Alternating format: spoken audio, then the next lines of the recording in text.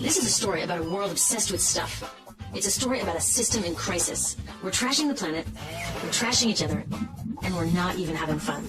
The good thing is that when we start to understand the system, we start to see lots of places to step in and turn these problems into solutions.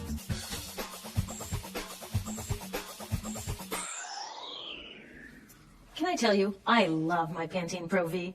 Of the dozen or so personal care products that I use every day, it's the one I can't live without. It says it gives my dull hair the ultimate cool shine. How does it do that?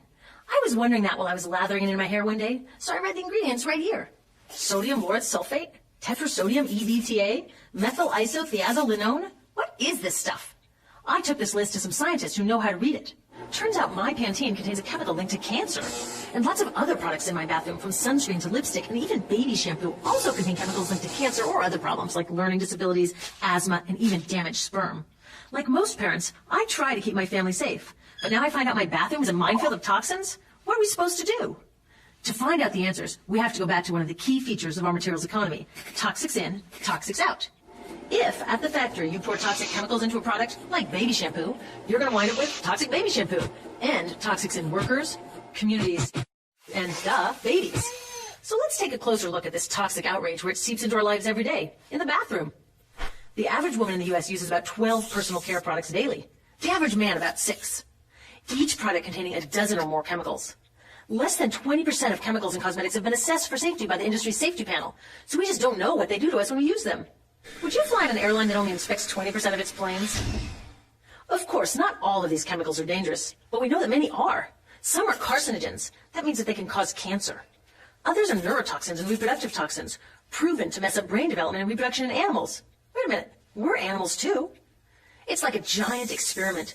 We're using all these mystery chemicals and just waiting to see what happens. One thing we do know is that they're getting inside us. I had my body's toxicity levels tested, and I'm loaded with things like mercury, flame retardants, triclosan, and lead. We all are. Even babies are being born pre-polluted. Now, I know we can't live in a lead-free world, but do we have to put lead in our lipstick? I don't know. Maybe it's my fault. Maybe I just bought the wrong thing. At the store, the choices seem endless. I can get lipstick in 49 shades, or shampoo for hair that's too dry, oily, fine, limp, or frizzy. But what about the choices that really matter? Like the choice to buy products that are safe? It turns out the important decisions don't happen when I choose to take a product off the shelf. They happen when companies and governments decide what products should go on the shelves.